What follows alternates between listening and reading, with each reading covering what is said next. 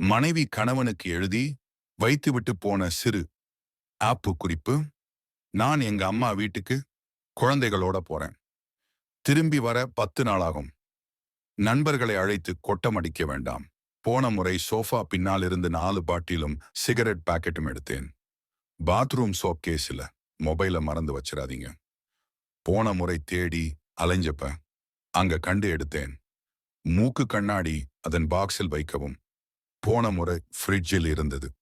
வேலைக்காரிக்கு சம்பளம் தந்தாச்சு. உங்க தாராள மனச காட்ட வேண்டாம். காலையில பக்கத்து வீட்டுக்கு பேப்பர் போட்டாச்சான்னு டெய்லி அவங்க கிட்ட வழிய வேண்டாம்.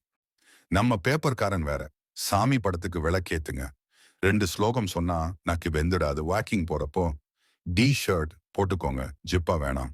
ஆஸ்கா எஸ்விஎன் ஜிப்பா கலர்ல ஃப்ரீ சைஸ் சுடிதார் டாப்ஸ் இருக்கு. அனிதா அன்னிக்கு சிரிச்சா. ஃபுட் கூப்பான் கிரெடிட் கார்டு என்கிட்ட இருக்கு. பீரோவை உருட்ட வேணாம். 2 செக்யூரிட்டிக்கும் 100 ரூபாக்கும் கொடுத்துருக்கேன். நீங்க லேட்டா வந்தா கேட் திறக்க வேண்டாம்னுட்டு பால் ஒரு வாரத்துக்கு வேண்டாம்னுட்டேன். அங்க சீன் கிரியேட் பண்ணாம வெளியில போய் சாப்பிடுங்க. உங்க உள்ளாடைகள் பீரோவில வலதுபுறமும் குழந்தைகளோடதும் இடதுபுறமும் இருக்கு.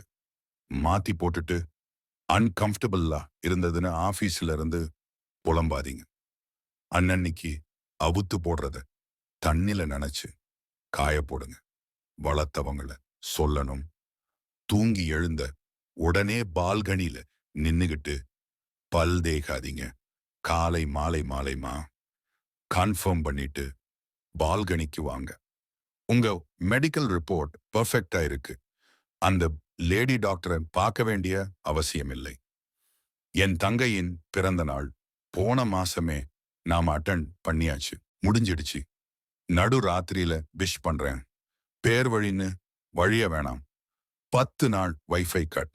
பாஸ்வேர்ட் மாத்திட்டேன். நிம்மதியா தூங்குங்க. அப்புறம் என் தோழிகள் எல்லாமே அவுட் ஆஃப் ஸ்டேஷன். 2 கட்ட கடைசியா உண்டு. ரொம்ப புத்திசாலித்தனமா நடந்துக்கிறதா நினைச்சு ஏதும் பண்ண வேண்டாம். நான் எப்ப வேணாலும் திரும்பி வந்துருவேன் சொல்லாம. இவளை பொண்டாட்டியா கட்டுனதுக்கு 2 போண்டா டீ சாப்பிட்டு தூங்கி இருக்கலாம். என்ன வில்லத்தனம். என்ன